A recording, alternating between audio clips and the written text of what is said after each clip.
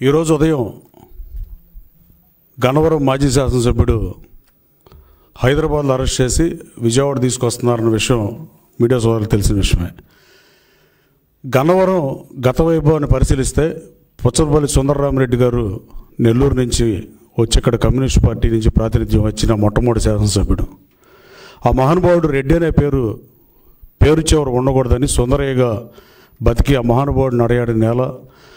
అలాగే వెలువల సీతారామయ్య గారు, కాకాని వెంకటరత్నం గారట మహానుభావులు, ఎస్సీ లేడీ సరోజి ఆనందబాయి గారట మహానుభావులు ప్రాతినిధ్యం గడ్డది. ఆ గడ్డ మీద పొడుగు శాసనసభ్యులుగా పనిచేసిన ఎవరు కనీసం ఇలా క్రిమినల్ కేసులు ఇరుక్కున్న పరిస్థితి కూడా లేదు. గన్నవరం అంటే మట్టి, దేశం అంటే మట్టి కాదు, దేశం అంటే మనుషులు అని గురజాడ గారి సూక్తిలాగా గన్నవరం అంటే మట్టే మట్టే మట్టే అని దిగజార్చిన పరిస్థితి గత 10 సంవత్సరాల నుంచి. ఈ దేశంలో కానీ, ఈ రాష్ట్రంలో కానీ, పక్క దేశాల్లో కానీ ఏ సిటిజన్ అయినా లా బౌండెడ్లో పరిధిలో ఉండాలి, లా బౌండెడ్ సిటిజన్గా ఉండాలి, లాని ఒబే చేసే పరిస్థితిలోనే ఉండాలి తప్ప నేను అబోలా అనుకుంటే ఇదే పరిస్థితులు వస్తాయి. అలాగే ఇలా చేయటం వల్ల ఇంతకుముందు గతంలో 10 సంవత్సరాలు శాసనసభ్యుడిగా ఉంటే అతని భాష కానీ, అతని ప్రవర్తన కానీ బ్రహ్మలింగయ్య చెరువుని రిజర్వాయర్ చేద్దామని నాడు తెలుగుదేశం ప్రభుత్వం అనుకుని నిధులు కేటాయిస్తే కాంట్రాక్టర్ డబ్బులు డ్రా చేసుకుంటే మట్టెమ్ముకున్న పరిస్థితి గన్నవరంలో ప్రతి సందులో గొంతులో ఉన్న ప్రతి గన్నవరం ప్రజలందరికీ తెలుసు. అలాగే ల్యాండ్ గ్రాబింగ్స్ కానీ, మట్టి కానీ, నకిలీ ఇళ్ల పట్టాలు 2019లో పోటీ చేసినప్పుడు ఇచ్చిన పరిస్థితి కానీ, ఆ నకిలీ ఇళ్ల పట్టాలు డిస్ట్రిబ్యూషన్ గవర్నమెంట్ ఆఫీస్ చేయాల్సింది అతను మనుషులు పంచిన విధానం కానీ, ఇలా ఎన్ని మాట్లాడినా ఆఖరికి సభ్య సమాజం తలదించుకునే భాష విషయంలో కానీ, ఆఖరికి జగన్మోహన్ రెడ్డి గారికి ఎలాంటి వాళ్ళు నచ్చుతారని తీసుకున్నాడో ఆ రోజు చంద్రబాబు నాయుడు గారు ప్రధాన ప్రతిపక్ష హోదా పోగొడదామని తీసుకుని ఇవాళ ప్రతిపక్ష హోదా ప్రజల చేత తిరస్కరించబడి జగన్మోహన్ రెడ్డి గారు ఇలాంటి పనులు చేస్తూ ఉండేవాళ్ళు ఇష్టమై ఆయన తీసుకుని నేను జగన్మోహన్ రెడ్డిని అధికారంలో తీసుకోవడానికి నేను పోటీ చేసి నేను ఏ రోజు భాష తోనాలి. ఆ రోజు జగన్మోహన్ రెడ్డి గారు కూడా ఎట్టి పరిస్థితుల్లో అతన్ని ఓడించాలి, అతని దుర్మార్గాలకి అంతం పలకాలని చెప్పి తనకు వ్యక్తిగతంగా అతని మీద ఉన్నట్టుగా నన్ను పెనలూరు వర్గం అయితే నాకు ఆ సీట్ ఇస్తానని గన్నవరంలో నన్ను బతిమలాడిన పోటీకి చేయించిన పరిస్థితి వాస్తవం కాదా? ఆ తర్వాత పరిణామాల్లో చంద్రబాబు గారి హోదా పోగొడతాకు తీసుకోవాల్సి వస్తుందని రాజీ పడమంటే నేను రాజీ పడనని చెప్పాను, నా క్యారెక్టర్ ముఖ్యమని చెప్పాను. జగన్మోహన్ రెడ్డి గారు ఇట్లాంటివి ప్రోత్సహించడం వల్ల, అలాగే ఆఖరికి దుట్టా రామచంద్ర గారు 2014లో వైసీపీ అభ్యర్థిగా పోటీ చేస్తే, నేను 2019లో వైసీపీ అభ్యర్థిగా పోటీ చేస్తే మా ఇద్దరిని తోలనాడితే డాక్టర్ రామచంద్ర గారికి కానీ నాకు కానీ తెలుగు భాషలో బూతులు ఉంటాయనేది అందరికీ తెలుసు.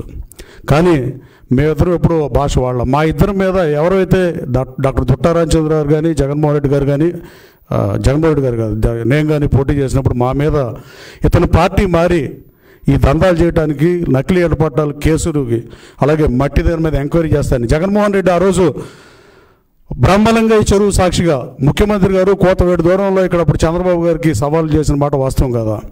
మీ ఇంటి దగ్గరలో ఇంత మట్టి దోపిడీ జరుగుతుంటే మీరేం చేశారని అడిగిన మనిషి తర్వాత ఎంక్వైరీ చేయకుండా అతను పార్టీలో తీసుకున్న పరిస్థితి. డాక్టర్ దుట్టా గారి మీద అనుచిత వ్యాఖ్యలు చేసినా, నా మీద చేసినా, గన్నవరంలో 4000 మంది వైసీపీ కార్యకర్తల మీద కేసులు పెట్టించినా అన్నీ గాలి కొదిలి జగన్మోహన్ రెడ్డి తీసుకుని ఆ పాపం ఊరికే పోతుందని అడుగుతున్నా. నువ్వు ఏ విచారణ చేయని పరిస్థితి. నువ్వు నన్ను పోటీ చేయించేటప్పుడు మీరు చెప్పిన మాటలేంటి, ఈ పార్టీలో మనం ఉండలేమని చెప్పి, ఈ అవమానాలు మనం మొయ్యలేమని చెప్పి నేను పార్టీ మారా. కానీ అతను పార్టీ మార్చేటప్పుడు చంద్రబాబు గారు హోదా తీసేద్దామనే ఉద్దేశంతోనో, రౌడీలంటే ఇష్టంతోనో మరి ఎందుకు చేర్చుకున్నాడో జగన్మోహన్ రెడ్డి సమాధానం చెప్పాల్సిన అవసరం ఉంది. అలాగే అక్రమ లేఅవుట్లో అక్రమ లేఅవుట్లన్నీ వేసిన పరిస్థితి గన్నవరంలో. కామన్ సైట్లు మొత్తం అన్యాక్రాంతమైన పరిస్థితి. విజయవాడ రూరల్ మండలం టౌన్ కానుకుని మేము కార్పొరేషన్లో లేకుండా రూరల్ మండలంగా ఉన్న 9 గ్రామాల్లో ఒక్క లేఅవుట్లో కూడా కామన్ సైట్ వాడుకోవడం లేని పరిస్థితి. అలాగే అన్నీ కబ్జాలు చేసిన పరిస్థితి.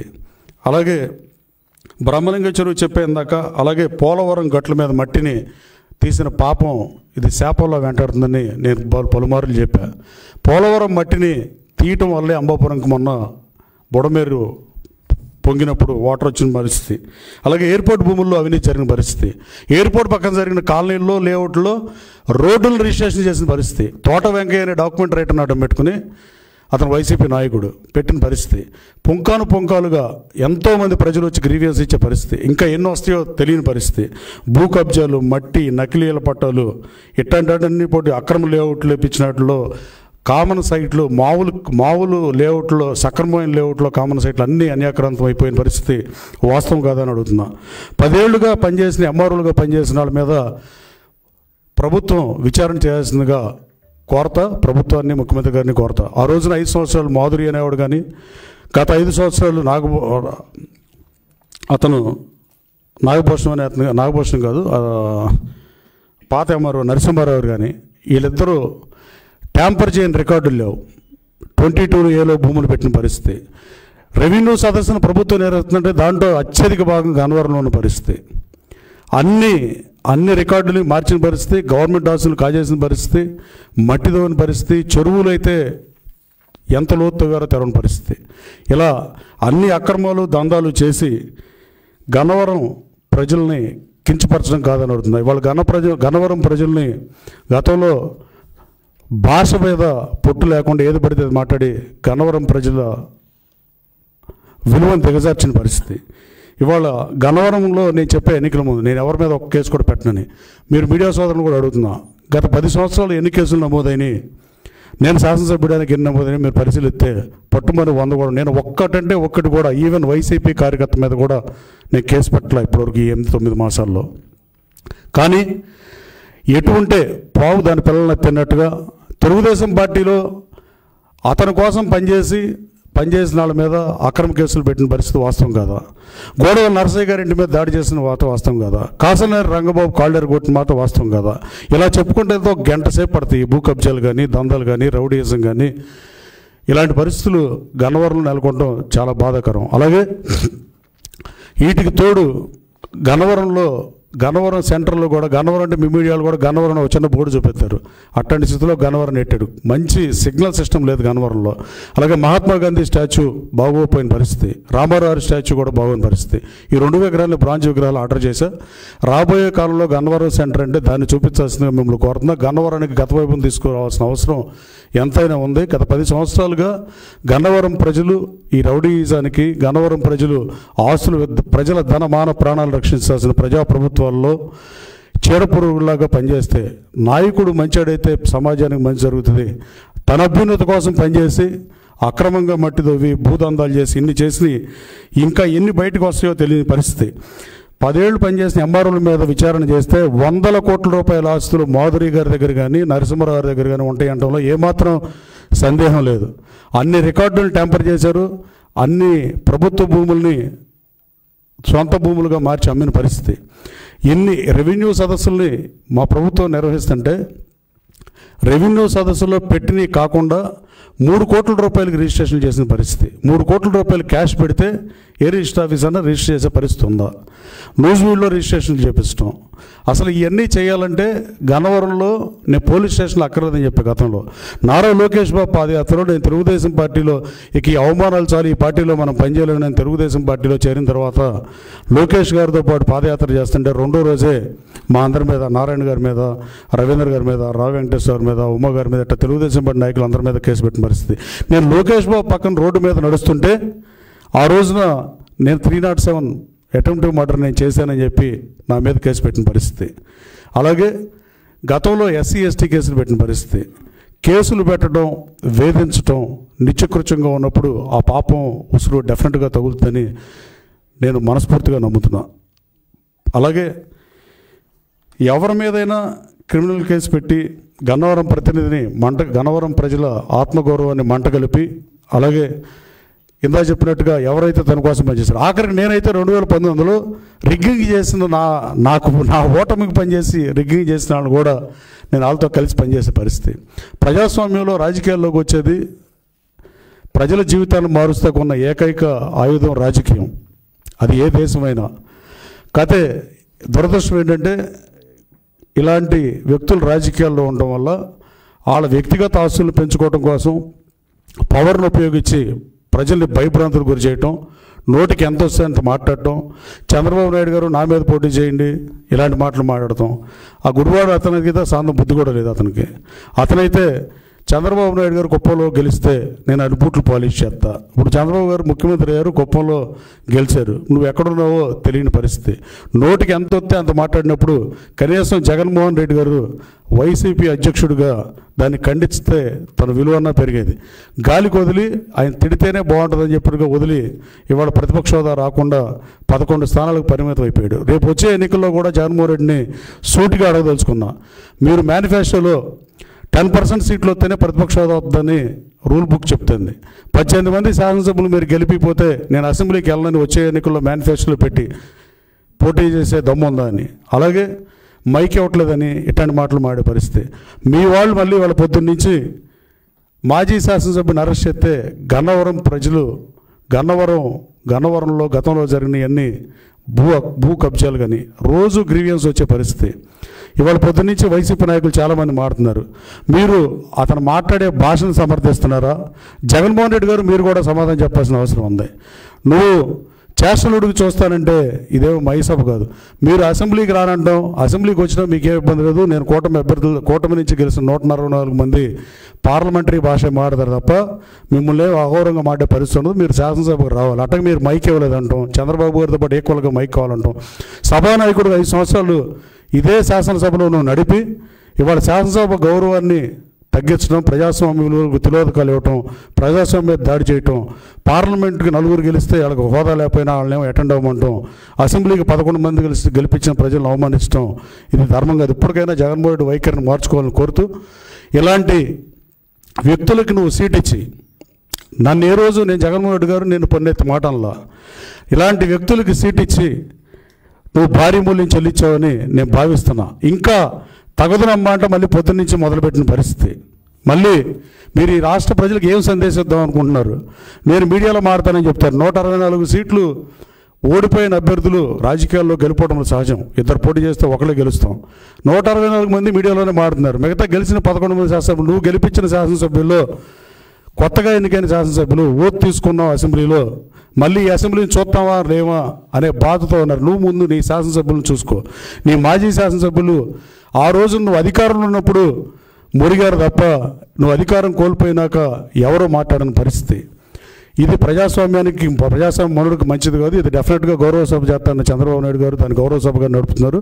నువ్వు శాసనసభకు మీరు వచ్చినా మిమ్మల్ని అన్పార్లమెంటరీ వర్డ్స్తో మా కూటమి ఎమ్మెల్యేలు ఎవరు మాట్లాడే పరిస్థితి ఉండదు. తక్షణం ఈ వైఖరి మీద మీరు ఆ రోజు బ్రహ్మలింగయ్య చెరువు గట్టు మీద జగన్మోహన్ రెడ్డి గారు ఆ రోజు ప్రతిపక్ష నాయకుడిగా ఉండి ఇక్కడ అక్రమంగా మట్టి తరలిచ్చారు అనే దాని మీద నీ ప్రభుత్వంలో ఎంక్వైరీ ఎందుకు చేపించలేదో జగన్మోహన్ రెడ్డి గారు సమాధానం చెప్పాల్సిన అవసరం ఉంది. నన్ను రాజీ పడమంటే నేను రాజీ పడనని చెప్పా, రాజీ లేని పోరాటం చేస్తానని చెప్పా. ఎట్టి పరిస్థితుల్లో తెలుగుదేశం పార్టీ శ్రేణులకు అండగా ఉంటాను. నేను తెలుగుదేశం పార్టీలో చేరినప్పుడు చెప్పా, వైసీపీ కార్యకర్తల మీద కూడా తప్పుడు కేసులు పెట్టనని చెప్పా. అదే మాట మీద తప్పుడు కేసులు పెట్టట్లా, నేను ఒక్క కేసు కూడా పెట్టలా. కానీ ఒక దళిత కుటుంబానికి చెందిన వాళ్ళని కిడ్నాప్ చేసి వాళ్ళ తల్లిదండ్రులతో కేసు పెడితే దానికి కూడా బొత్స సత్యనారాయణ గారు లాంటి సీనియర్ రాజకీయ నాయకులు రెస్పాండ్ అవుతున్నారంటే మీరు ఆలోచించాలి. ఆ రోజున నీచమైన భాష మాట్లాడినప్పుడు కానీ తిట్టినప్పుడు కానీ మీకోసం మీ పార్టీ కోసం పోటీ చేసిన అభ్యర్థులను తోలనాడినప్పుడు కానీ ఎప్పుడన్నా ఒక్క వైసీపీ నాయకుడు అన్న నోరు మెదిపారని అడుగుతున్నా. అంటే జగన్మోహన్ రెడ్డి గారు నోరు పెడతాడు, మీరు మొదలు పెడతారు. ఇలాంటి వైఖరి రాజకీయాలకు మంచిది కాదు. అలాగే ఇంకా ఈ అక్రమ లేఅవుట్లు ఎలా ఉన్నా సక్రమ లేఅవుట్లోని కామన్ సైట్లు కూడా రామవరపాడు కానీ ఎన్కేపాడు కానీ ప్రసాదంపాడు కానీ నున్న కానీ అంబాపురం నైనవరం ప్రసాదంపాడు ఈ ఎన్ని గ్రామాల్లో విజయవాడ అనుకుని ఉన్న నగరాల్లో ప్రభుత్వ భూములు అన్ని అన్యాక్రాంతం పరిచి వాటి మీద విచారణకి ఆదేశించాల్సిందిగా గౌరవ ముఖ్యమంత్రి గారిని కలిసి కోరతా. అలాగే భూ కబ్జాలు చేసిన విషయం కానీ గ్రీవియన్స్లో ఇచ్చిన విషయాలు కానీ ఇంకా ఎన్నో కేసులు రాబోతున్నాయని నాకు అర్థమవుతుంది. ఆఫీస్కి వెళ్తే 600-700 మంది గన్నవరంలో నేను మంగళవారం శుక్రవారం క్యాంప్ ఆఫీస్ నుండి రాత్రి 12 వరకు వచ్చేవాళ్ళు. కనీసం ప్రతి వచ్చే రోజుల్లో 40-50 ఈ కబ్జాల గురించి వీటి గురించి ఉండే పరిస్థితి. అలాగే ఇంకా ఈ గన్నవరం గురించి ఇంకా ఏం మాట్లాడినా గన్నవరం ప్రజలు నగుబాటు గురి చేసినట్టే. గన్నవరం ప్రజలు చారిత్రాత్మక తీర్పిచ్చి గతంలో ఎన్నడూ లేనంతగా 55 నుంచి ఎప్పుడు ఇవ్వనంత మెజార్టీ ఇచ్చి నన్ను శాసనసభకి అనుకున్నారు. అభివృద్ధి ఎజెండాగా పనిచేస్తున్నా. మల్లవల్లిలో ఇండస్ట్రియల్ పార్క్ ఉంటే దాన్ని గాలికి వదిలేసిన పరిస్థితి. అసలు అభివృద్ధిని పట్టించుకోకుండా ఎంతసేపు పరుష పదజాలం మాడతాం, మీడియా అటెన్షన్ గ్రాప్ చేయటం, మీడియాలో మాడితే అది గొప్ప అనే పరిస్థితిలో మాడతాం, ఏ మాట వస్తే ఆ మాట మాట్లాడటం, సభ్య సమాజం తలదించుకునే మాటలు, అన్పార్లమెంటరీ వర్డ్స్. దేనికైనా మీడియాకి సెన్సార్ ఉండాల్సిన అవసరం ఉంది. మీడియాకి సెన్సార్ ఉంటే అసలు ఇలా ఎన్ని ఆ రోజున సినిమాకి సెన్సార్ ఉన్నట్టే పోతాయని గతంలో కూడా నేను మీ మీడియా సమస్యలో చెప్పాను. ఎవరు తప్పు చేస్తే వాళ్ళు శిక్షించబడతారు. లా బౌండెడ్ సిటిజన్స్గా బతకాల్సిన అవసరం ఉంది. లాని ఒబే చేయాల్సిన అవసరం ఉంది. అబో లా అనుకుంటే అది ముఖ్యమంత్రి అయినా, మాజీ ముఖ్యమంత్రి అయినా, శాసనసభ్యుడైనా, మాజీ శాసనసభ్యుడైనా చట్టాలు ఒక్కొక్కరికి ఒక్కో చట్టం ఉండే పరిస్థితి లేదు. ఐపీసీ కోడ్లు కూడా మార్చాల్సిన అవసరం ఉందని చెప్పి బూతులు మాట్లాడిన పరిస్థితి వీళ్ళని చూసి. అంటే వీళ్ళు ఎట్టండి వచ్చారంటే ఐపీసీ కోడ్లో లేని సెక్షన్లు కూడా ఎత్తుక్కుని బూతులు తిడితే ఏం కాసు అవదని బూతులు తిట్టే మాట్లాడే పరిస్థితి. గన్నవరం ప్రజలకు కూడా, గన్నవరం ప్రజలకి నేను సారీ చెబుతున్నా. గతంలో మహానుభావుడు సుందరయ్య గారి దగ్గర నుంచి మొన్నటి శాసనసభ్యుడిగా పనిచేసిన బాలవర్ధన్ రావు దాకా ఎవరు క్రిమినల్ రికార్డులో కానీ, అవినీతి మరక్ కానీ, ముద్రపోయిన గారు కానీ ఎవరైనా అసలు మకిలే లేదు. అలాంటిది గత 10 సంవత్సరాలుగా గన్నవరం ప్రజలను వేధించి గన్నవరం ప్రజలు నగుబాటు గురయ్యేటట్టు, గన్నవరం ప్రజలు ప్రపంచంలో తలెత్తుకోనట్టుగా చేసిన పరిస్థితులు వాస్తవం కాదా? అలాగే ఇవాళ వైసీపీ నాయకులు సాయంత్రం కన్నా మీరు తప్పని ఒప్పుకుంటే బాగుంటుందని మీకు చెప్తున్నా. మీతో కొన్నాడు పనిచేసిన దాంతో మీకు ఒక విషయం స్పష్టంగా చెప్పదలుచుకున్నా. నన్ను ఏ రోజు ఈ రాష్ట్రంలో 175 మంది వైసీపీ నాయకులు ఎవరు నన్ను విమర్శించిన పరిస్థితి లేదు, అదర్ దాని కొడాలి నాని ఇతను తప్ప. కానీ మీరందరూ ఇతనేదో మహానుభావులాగా ఇతనేమి చేయనట్టుగా మీరందరూ మొసలు కన్నీరు కాల్చడం బాధాకరం. మీలో చాలామంది ఇలాంటి భాష మాట్లాడరు, కానీ ఆ రోజున మాట్లాడింది మర్చిపోయారా? గురు గోవిందగంజ్లాగా మీరు మాట్లాడటం హాస్యాస్పదమని భావిస్తూ రాబోయే కాలంలో తప్పు చేసిన వాళ్ళు ఎవరైనా శిక్షార్హులే. అధికారులు కూడా వదిలిపెట్టే ప్రసక్తే లేదు. ఎంతోమంది తప్పు చేసిన వాళ్ళు శిక్ష పడిన సందర్భాలు ఈ దేశంలో కదా, పక్క దేశాల్లో కానీ, పక్క రాష్ట్రాల్లో కానీ, రాష్ట్రాలకు ముఖ్యమంత్రులుగా పనిచేసిన వాళ్ళు కూడా తప్పు చేసిన వాళ్ళు శిక్షార్హులే. ఇక మాజీ శాసనసభ్యుడు ఇలాంటి వైఖరికి ఓడగట్టి గత 9 మాసాలుగా ఆ రోజున వైసీపీ నుంచి పోటీ చేసి ప్రగల్భాలు పలికి కావాల్సిన మీడియాతో కావాల్సిన క్వశ్చన్లు అడిగించుకుని చేసి ఇవాళ 8 మాసాల నుంచి నియోజకవర్గానికి దూరంగా ఆఖరికి వైసీపీ కార్యకర్తలు కూడా గాలికి వదిలేసిన మాట వాస్తవం కాదని అడుగుతున్నా. రాజకీయాల్లో ఇది ఏమాత్రం మంచిది కాదు. గన్నవరం అభివృద్ధి నేను లక్ష్యంగా పనిచేస్తున్నా. మల్లవల్లి పారిశ్రామిక కారిడార్లు కూడా చాలామంది భూములు ఉన్న రైతులకు కాకుండా వాళ్ళ బినామీలకి డబ్బులు దోచిపెట్టిన పరిస్థితి వాస్తవం కాదా? దాని మీద కూడా నిజాన్ని నిగ్గు తేల్చాల్సిన అవసరం ఉంది. మల్లవల్లిలో దాదాపు నేను అశోక్ లైలాండ్ ప్రజలతో మాట్లాడి వెనక్కి తీసుకొచ్చిన తర్వాత గౌరవ ముఖ్యమంత్రి గారు 16.5 లక్షలకు ఎకరం ఇస్తే ఇప్పుడు దాదాపు 200 కంపెనీలు వచ్చే పరిస్థితి. 479 ఎకరాల అసైన్ ల్యాండ్ కూడా ఏపీఐసీ ఎక్వైర్ చేస్తున్నాం. రాబోయే కాలంలో పరిశ్రమలు తీసుకొస్తాం. గన్నవరంలో అతను శాసనసభ్యుడిగా ఉన్నప్పుడు కనీసం ఏపీఐసీకి ఆర్చ్ నిర్మాణం కూడా చేయని పరిస్థితి. గన్నవరం సెంటర్కి ఐడెంటిటీ లేకుండా చేసిన పరిస్థితి. భూమి కబ్జాలు, రౌడీయిజం, క్యాసినోలు ఇలాంటివి తప్ప ప్రజల ధనమాన ప్రాణ రక్షణను చేయాల్సిన అవసరం స్థానిక శాసనసభ్యుడిగా సర్పంచ్ స్థాయి నుంచి ముఖ్యమంత్రి గారి స్థాయి వరకు ఏ ప్రజాప్రభుత్వంలో ఎవరు అధికారంలో ఉన్నా ఈ 3 చేయాల్సిన అవసరం. ఈ 3టికి తిరోధకాలు ఇచ్చి ఆ 3టిని ఇబ్బంది పెట్టి అక్రమ కేసులు పెట్టి వైసీపీ వాళ్ళని కొన్నాళ్ళు, అక్రమ కేసులు పెట్టి తెలుగుదేశం పార్టీ నాయకులందరినీ జైలుకు పంపించిన పరిస్థితి వాస్తవం కాదా? అలాగే ఆస్తులు అన్యాక్రాంతమైన మాట వాస్తవం కాదా? రెవెన్యూ రికార్డులు ట్యాంపర్ చేసిన పరిస్థితి వాస్తవం కాదా? నరసింహారావు అనే ఎంఆర్ఓని 5 సంవత్సరాల పాటు గన్నవరం బాపులపాడు ఇన్ఛార్జిగా 2 పెద్ద మండలాలు, ఒక 75,000 1,50,000 ఓట్లు, 2,25,000 జనాభా ఉన్న ఊళ్ళల్లో ఒకే అమ్మారును ఉంచడం అవినీతి చేయడానికి కాదని అడుగుతున్నా. అలాగే ఆ రోజు జాయింట్ కలెక్టర్ని అడ్డం పెట్టుకుని నేను 150 ఎకరాల ప్రభుత్వ భూమి అన్యాక్రాంతం అవ్వకుండా ఎయిర్పోర్ట్ దగ్గర నేను కాపాడా, 15 ఎకరాల ప్రభుత్వ విలువైన భూమిని. కానీ ఆ రోజు జాయింట్ కలెక్టర్ నేను మర్లపాలెంలో కానీ ఎనికేపాడులో కానీ ల్యాండ్ ఎక్విజిషన్ చేస్తే నేను కిక్ బ్యాక్లు తీసుకోవాలా? జాయింట్ కలెక్టర్ అడుగుతుందంటే ఆలగడ్డ వెంకటరావు ఇవ్వద్దని చెప్పానని చెప్పాను. కానీ తర్వాత వీటన్నిటి మీద కూడా విచారణ జరిపించాల్సిన అవసరం ఉంది. గౌరవ ముఖ్యమంత్రి గారిని అతి త్వరలో కలిసి ఈ ఎంఆర్ఓల పాత్ర మీద 10 సంవత్సరాల మీద ఎంక్వైరీ చేస్తే పొంకాలుగా ఒక ఈనాడు పేపర్కి కానీ, ఆంధ్రజ్యోతి పేపర్కి కానీ, ఈవెన్ మీ సాక్షి పేపర్కి కానీ మీ సాక్షిలో మీరు రాయలేదని అడుగుతున్నా. ఆ రోజున అవినీతి అనకొండనే అన్ని అంటే మీ దగ్గర ఉంటే ఒకటి, ఇక్కడైతే ఒకటి. నేనే రోజు అలాంటి రాజకీయాలు చేయాలి. గన్నవరం ప్రజల కోసం, గన్నవరం ప్రజలను ఎవరిని ఇబ్బంది పెడతాం నా అభిమతం కాదు, నా మతం కాదు. ఎట్టి పరిస్థితుల్లో గన్నవరం అభివృద్ధి ఎజెండాగా పనిచేస్తున్నా. తప్పు చేసిన వాళ్ళు ఎవరైనా శిక్షార్హులే. రాబోయే కాలంలో వీటన్నిటి మీద ఎంక్వైరీ చేయాల్సిందిగా ముఖ్యమంత్రి గారిని కోరుతా. Thank you.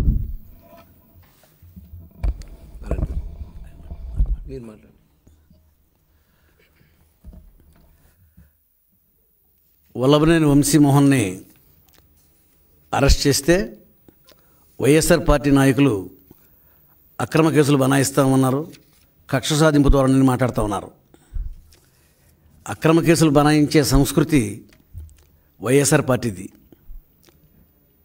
కొల్లు రవీంద్ర గారి మీద కానీ, చంద్రబాబు నాయుడు గారి మీద కానీ, ఎర్రనాయుడు గారి మీద కానీ, అచ్చెన్నాయుడు గారి మీద కానీ ఇలా చెప్పుకుంటా పోతే అనేక మంది మీద అక్రమ కేసులు బనాయించి అధికార దుర్వినియోగం చేసింది వైఎస్ఆర్ పార్టీ వాళ్ళు.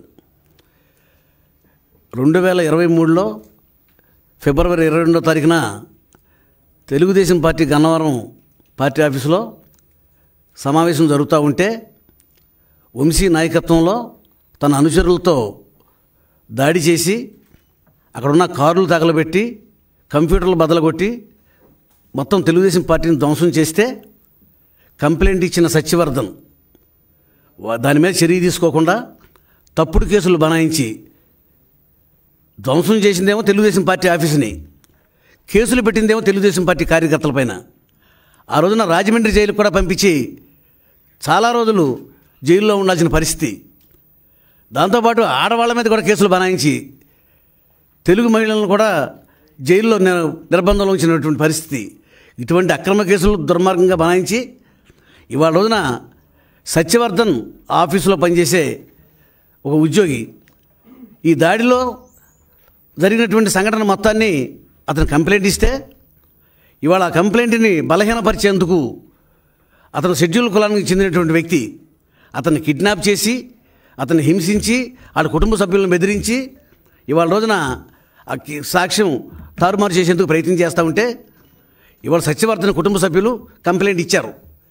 మేము దళితులు, మా మీద అక్రమంగా దాడులు చేస్తూ ఉన్నారు, బెదిరిస్తూ ఉన్నారు, మమ్మల్ని కాపాడండి అని చెప్పి వాళ్ళు పోలీస్ స్టేషన్ కంప్లైంట్ ఇస్తే ఆ కంప్లైంట్ మీద ఎస్సీ ఎస్టీ అట్రాసిటీ మీద ఇవాళ వంశీమోహన్ అరెస్ట్ చేస్తే అక్రమ కేసు అంటా ఉన్నారు. మీరు బెదిరించింది యథార్థం కదా? ఇవాళ సత్యవర్ధన్ కానీ వాళ్ళ కుటుంబ సభ్యులను కానీ బెదిరించబట్టే తప్పుడు సాక్ష్యానికి అతను సిద్ధపడ్డాడు. ఇవాళ కేసులను తారుమారు చేయాలని చెప్పి ప్రయత్నం చేసేది మీరు. దళితులను బెదిరించి వాళ్ళని భయపెట్టి లొంగ తీసుకుని కేసులను తారుమారు చేయాలని ప్రయత్నం చేస్తున్నాం. ఇవాళ రోజున కుటుంబ సభ్యులు ఇచ్చిన కంప్లైంట్ మేరకు ఇవాళ ఒక ఫిర్యాదు ఐపీసీ సెక్షన్ ప్రకారం 506 అంటే సాక్షిని బెదిరించడం అది తీవ్రమైన నేరం. సాక్ష్యాన్ని ఎవరు కూడా బెదిరించకూడదు. వాడికి ఒక స్వేచ్ఛను ఇవ్వాలి. వాడి ఇష్టం వచ్చినట్టుగా కోర్టులోకి వచ్చి సాక్ష్యం చెప్పే అవకాశం ఇవ్వాలి. వాడిని పట్టుకుని బెదిరించి వాడిని ప్రలోభపెట్టి హింసించి ఇవాళ రోజున కిడ్నాప్ చేసి మరి వాళ్ళ కుటుంబ సభ్యులను బెదిరిస్తే వాళ్ళ కుటుంబ సభ్యులు కంప్లైంట్ ఇచ్చారు. అసలు అక్రమ కేసులు అంటే నేను మించిన అక్రమార్కుడు ఎవరైనా ఉన్నాడా? గన్నవరం నియోజకవర్గంలో శాసనసభ్యుడిగా పోలవరం కాలువ మీద ఉన్న మట్టి అంతా ఏమైపోయింది? కొన్ని లక్షల క్యూబిక్ మీటర్లు అమ్మేసుకున్నావు. బ్రహ్మలింగం చెరువులో మొత్తం అంతా మట్టి అంతా కలిపి అమ్మేసుకున్నావు. ఇవాళ అక్రమంగా లేఅవుట్లు వేశావు. ఆఖరికి ఎయిర్పోర్ట్ భూములు కూడా వదలకుండా తొవ్విపారేశావు. ఇవాళ నకిలీ పట్టాలు ఇచ్చి ప్రజలను మోసం చేశావు. ఇవాళ చెప్పుకుంటా పోతే నీ దుర్మార్గాలకు అంతులేదు. ఇవాళ కేసుని బలహీనపరిచేందుకు ఇవాళ సత్యవర్ధన్ మీద అక్రమంగా నువ్వు దాడి చేసి దళితుడి మీద నువ్వు తీవ్రంగా దాడి చేస్తే వాళ్ళ కుటుంబ సభ్యుల రక్షణ కోసం పోలీస్ స్టేషన్ కంప్లైంట్ ఇచ్చారు. దాని మీద చర్య తీసుకున్నారు. దీనికి ఎందుకు వైఎస్ఆర్ పార్టీ నాయకులు గగ్గోలు పెడతారు? ఇవాళ చాలా దుర్మార్గాలు, చాలా అన్యాయాలు గన్నవరం నియోజకవర్గంలో జరిగినాయి. అవన్నిటి మీద కూడా ఎంక్వైరీ జరగాలి. పోలవరం మట్టి అంతా ఎవరు తవ్వుకుపోయారు? బ్రహ్మలింగం చెరువు మట్టి అంతా ఎవరు తవ్వుకుపోయారు? సుమారుగా అతను గాను వల్లభనేని వంశీ హయాంలో సుమారుగా 4,000 కోట్ల రూపాయల దోపిడీ జరిగింది. అన్నిటి మీద కూడా చర్యలు తీసుకోవాలి. అన్నిటి మీద చర్యలు తీసుకోవడం జరుగుతుంది. అన్నిటి మీద ఎంక్వైరీ జరుగుతుంది. ఇవాళ రోజున చట్టం ఎట్టి పరిస్థితుల్లో ఎవరిని వదలదు. తప్పు చేసిన ప్రతి ఒక్కరు కూడా శిక్షార్హుడే. పోలీసులు కస్టడీలోకి తీసుకుంటారు, కేసులు పెడతారు. దీని గురించి వైఎస్ఆర్ పార్టీ నాయకులు ఇది అక్రమ కేసులని మాట్లాడటం అనేది దెయ్యాలు వేదాలు వల్లించినట్టుగా ఉంది. అక్రమ కేసులు పెడతంలో మీకు మీరే సాటారు. ఆఖరికి నా మీద కూడా మరి లోకేష్ గారు పాదయాత్రలో ప్రజాస్వామ్య పద్ధతిలో ఆయన పాదయాత్ర చేస్తూ ఉంటే అడుగడుగునా కూడా పాదయాత్రలకి అడ్డంకులు సృష్టించి తప్పుడు కేసులు బనాయించి ఆఖరికి నన్ను మరి కొల్లు రవీంద్ర గారిని రావి వెంకటేశ్వరరావు గారిని యార్లగడ్డ వెంకటరావు గారిని కూడా కేసులు మొదలుగా పెట్టారు. వాయిదాలకు తిరుగుతా ఉన్నాం. తప్పుడు కేసులు పెట్టే సంస్కృతి మీది, మాది కాదు. ఇవాళ రోజున దుర్మార్గాలు ఇంకా వెలికి తీయాల్సిన అవసరం ఉంది. వల్లభనేని వంశీ హయాంలో గన్నవరం దోపిడీకి గురైంది. ఆ దోపిడీ అంతా కూడా రికవర్ చేయడానికి తప్పనిసరిగా మేము చర్యలు తీసుకుంటాం. దానిపైన ఎంక్వైరీలు వేస్తాం. వాడిని తప్పనిసరిగా దాని బాధ్యుడిగా అతనైతే తప్పనిసరిగా శిక్షించడం జరుగుతుంది.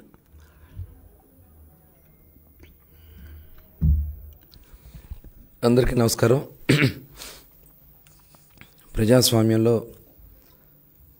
గౌరవ ముఖ్యమంత్రి చంద్రబాబు నాయుడు గారి నాయకత్వంలో పనిచేసే పార్టీ తెలుగుదేశం పార్టీ. ఇవాళ రాజారెడ్డి రాజ్యాంగంలో జగన్మోహన్ రెడ్డి నాయకత్వంలో 5 సంవత్సరాలు ఈ రాష్ట్రంలో అరాచకాలు సృష్టించి అనేక మంది మీద తప్పుడు కేసులు పెట్టి అక్రమంగా దోపిడీలు చేసి అదే కార్యక్రమాన్ని తప్పించుకోవడానికి ఈరోజు ఒక దళిత సోదరుణ్ణి గన్నవరం పార్టీ కార్యాలయం తగలబెట్టినటువంటి కేసులో ఎవరైతే ఫిర్యాదుదారుడుగా ఉన్నటువంటి సత్యవర్ధన్ కిడ్నాప్ చేసి భయపెట్టి అతనితో తప్పుడు స్టేట్మెంట్ ఇవ్వడానికి ప్రయత్నం చేసినటువంటి సందర్భంలో కుటుంబ సభ్యులు ఇచ్చినటువంటి ఫిర్యాదు మేరకు ఇవాళ ఉదయం గన్నవరం మాజీ శాసనసభ్యుడు వల్లభనేని వంశీమోహన్ గారిని అరెస్ట్ చేయడం జరిగింది. మేము మొట్టమొదటి నుంచి కూడా చెప్తా ఉన్నాం, ఎప్పటికైనా ప్రజాస్వామ్యమే గెలుస్తుంది. జగన్మోహన్ రెడ్డిని నమ్ముకున్నటువంటి ప్రతి ఒక్కరూ కూడా ఏదో ఒక రోజు అరెస్ట్ కాక తప్పదు. అధికారం ఉంది కదా అని చెప్పి విర్రవీగితే రేపేమవుద్దనే దానికి ఇవాళ వల్లభనేని వంశీ అరెస్టే ఒక నిదర్శనం. ఇవాళ అతనికి రాజకీయ భిక్ష పెట్టినటువంటి పార్టీ తెలుగుదేశం పార్టీ. అతనికి శాసనసభ్యుడిగా గెలవగలగడానికి కారణం తెలుగుదేశం పార్టీ. అటువంటి కన్న తల్లి లాంటి తెలుగుదేశం పార్టీ కార్యాలయాన్ని తగలబెడితే ఇవాళ ఏం జరిగిందో చూసాం. వాళ్ళ అక్రమ దోపిడీలు అవన్నీ కూడా ఎంక్వైరీలు జరుగుతున్నాయి. అందరూ రాష్ట్రంలో ఉన్నటువంటి వైఎస్ఆర్ పార్టీలో ఎవరైతే తప్పులు చేశారో వాళ్ళందరూ కూడా ఎవరు కూడా తప్పించుకోలేరు. ఇవాళ రాజకీయంగా చాలా ప్రాధాన్యత కలిగినటువంటి కృష్ణా జిల్లాలో భ్రష్టు పట్టించారు ప్రతి ఒక్కరు కూడా. ఒక నాయకుడు క్యాసినో పెట్టిస్తాడు, నోరు ఉంది కదా అని బండబూతులు తిడతాడు, అధికారం ఉంది కదా అని చెప్పి అధికారుల్ని కాళ్ళ కింద వేసుకుని తొక్కే పరిస్థితి చేశారు. ఆ రోజున వాళ్ళు చేసినటువంటి దుర్మార్గాలు ఇవాళ బందర్లో మచిలీపట్నంలో ఒక మాజీ మంత్రి బియ్యం స్కామ్లో సొంత భార్యనే కేసుల్లో ఇరికించినటువంటి దౌర్భాగ్యమైనటువంటి పరిస్థితులు వైఎస్ఆర్ పార్టీ ఇవాళ ఆ నాయకులది. తీర ప్రాంతంలో భూములు కొట్టేసిన ఒక మాజీ మంత్రి, తెలుగుదేశం పార్టీ ప్రధాన కార్యాలయంలో ఆ కుటుంబానికి రాజకీయ భిక్ష పెట్టినటువంటి పార్టీ తెలుగుదేశం పార్టీ. ఇవాళ దాడులు చేసి జగన్ దగ్గర మెప్పులు పొంది పదవులు పొందాలని చూస్తే ఏమైంది ఇవాళ మీరు చూశారు. ఇవాళ ఎవరు కూడా తప్పించుకోలేరు. ఇవాళ ఎవరైతే కంప్లైంట్ ఇచ్చారో అతని మీదే, ఒక దళితుడి మీదే ఇవాళ ఇలాంటి దుర్మార్గాలు చేస్తూ ఉన్నారంటే ఎట్టి పరిస్థితుల్లో కూడా ప్రభుత్వం చూస్తూ ఊరుకోదు. ఖచ్చితంగా ఎవరు కూడా తప్పించుకోలేరు. ఇవాళ జగన్మోహన్ రెడ్డి గారు కూడా ఈ రాష్ట్రాన్ని ఏ రకంగా దోచుకున్నారో, ఇవాళ సొంత బాబాయ్ని ఏ రకంగా హత్య చేశారో మొత్తం కూడా ఇవాళ బయటకు వస్తున్నాయి. విచారణ కూడా వేగవంతంగా పూర్తి కావాల్సినటువంటి అవసరం ఉంది. దానికి కావాల్సినటువంటి చర్యలన్నీ కూడా తీసుకునే పరిస్థితి ఉంది. కాబట్టి ఎవ్వరు కూడా తప్పించుకోలేరు. ఇవాళ వచ్చి మాట్లాడుతూ ఉన్నారు ఒక్కొక్కరు. మీరు మాట్లాడే అర్హత మీకుందా? మీరు చేసిన తప్పిదాలే మిమ్మల్ని వెనక పంపిస్తున్న, అది గుర్తుపెట్టుకోవాలని చెప్పి ఈ సందర్భంగా తెలియజేస్తూ చాలా పారదర్శకంగా మేము కక్షపూరితంగా చేయాలంటే ప్రభుత్వం వచ్చిన నెల రోజుల్లోనే మొత్తం అందరినీ జైల్లో పెట్టవచ్చు. కానీ మేము ఎక్కడా కూడా ఎవరి మీద కూడా కక్ష సాధింపు చర్యలు తెలుగుదేశం పార్టీ చేయదు. ప్రజాస్వామ్యబద్ధంగానే ముందుకెళ్తాం. ఎవరైతే దీంట్లో అవినీతిలో కానీ అరాచకాల్లో కానీ భాగస్వాములు అయ్యారో వాళ్ళు ఎట్టి పరిస్థితి కూడా తప్పించుకోలేరని కూడా తెలియజేస్తాను.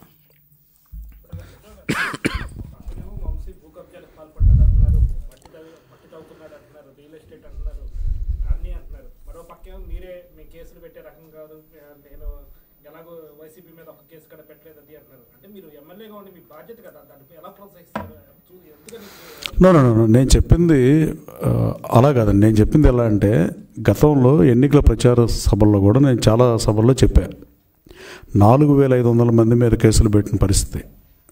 అక్కడ నేను అధికారంలోకి వస్తే నేను తప్పుడు కేసులు పెట్టను, సాధారణ ప్రజల్ని పరిపాలించడానికి శాసనసభ్యుడు అవ్వాలి తప్ప, గన్నవరం స్థితిని గతిని మారుతాకి రాజకీయాల్లోకి వచ్చాను తప్ప అభివృద్ధి ఎజెండాగా పనిచేస్తాకు వచ్చానని చెప్పా. అక్రమ కేసులు పెట్టనని చెప్పా. నేను ఇప్పుడు కూడా పెట్టలే. మీరు you can verify all the police stations in Gannavaram area. Previous ఇయర్స్లో జరిగిందేంటి, నేను లోకేష్ బాబుతో పాటు పాదయాత్ర చేస్తుంటే కనీసం జగన్మోహన్ రెడ్డి గారికి నేను అన్నం పెడితే 31 రోజులు అతని పర్యటన నేను దగ్గరుండి నడిపిస్తే ఆ ఖర్చు అంతా నేను భరిస్తే నాకు సున్నం పెట్టిన పరిస్థితి. పైపెచ్చు ఆ పార్టీ నుంచి వస్తే నేను అక్కడ ఒక్కళ్ళు కూడా మాట అనకుండా వచ్చేది నా క్యారెక్టర్.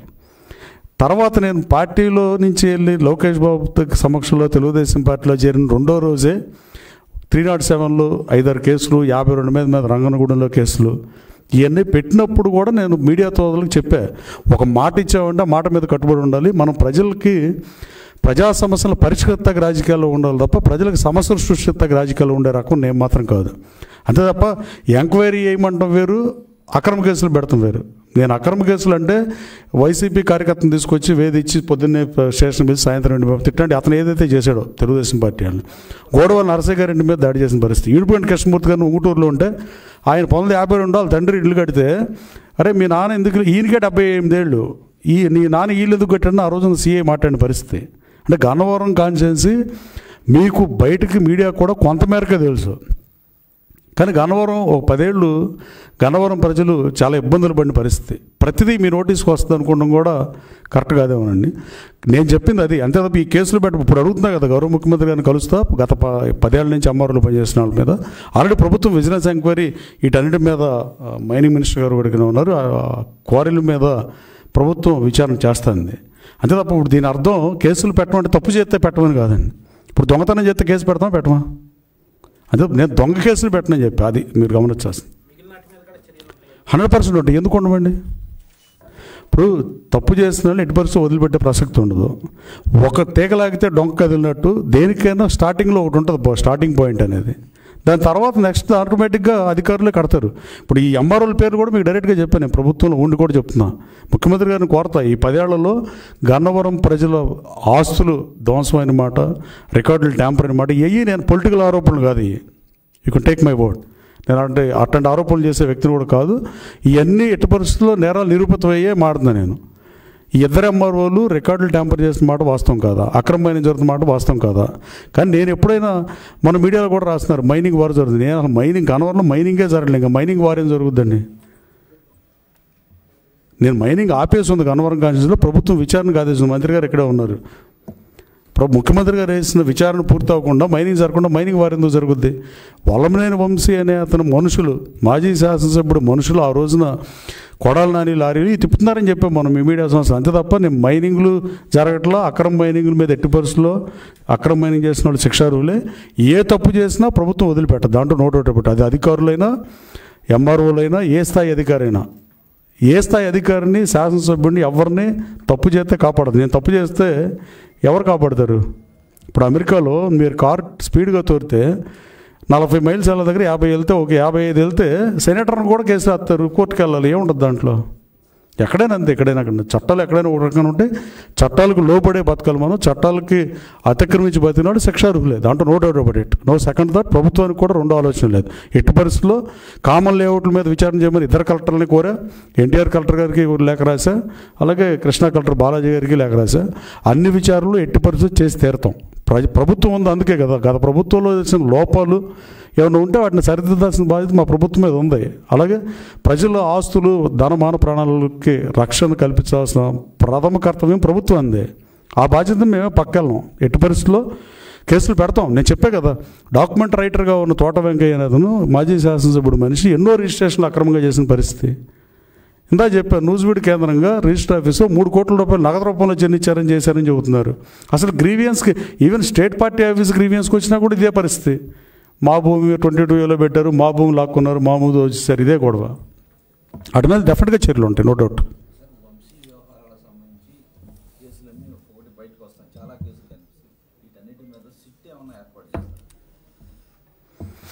ప్రభుత్వంలో చర్చించి ముఖ్యమంత్రి గారు చూస్తారు. అది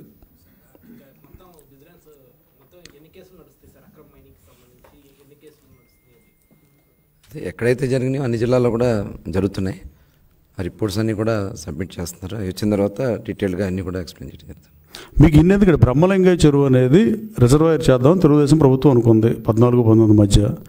దాన్ని రిజర్వాయర్ చేద్దాం అనుకుని సిల్ట్ దిగమని ఒక కాంట్రాక్ట్ ఇచ్చింది. ఆ కాంట్రాక్ట్ డబ్బులు డ్రా చేసుకున్నాడు, మట్టి అమ్మితే డబ్బులు వచ్చినాయి. దీనికి పెద్ద విచారణ అవసరం. గన్నవరంలో చిన్నపిల్లాడిని ఊహ తెలిసిన పిల్లాడిని చెబుతాడు ఎంత అవినీతి జరిగిందో. కానీ దీన్ని ప్రభుత్వమే పరిష్కరించాలి, ప్రభుత్వమే విచారణ జరిపించాల్సిన అవసరం ఉంది. ఇద్దరు అమ్మరుల పేర్లు చెప్పి అది ముఖ్యమంత్రి గారి దృష్టిలోకి తీసుకెళ్ళి ముఖ్యమంత్రి గారికి కూడా లేఖ రాస్తా. Okay, thank you. Thank you.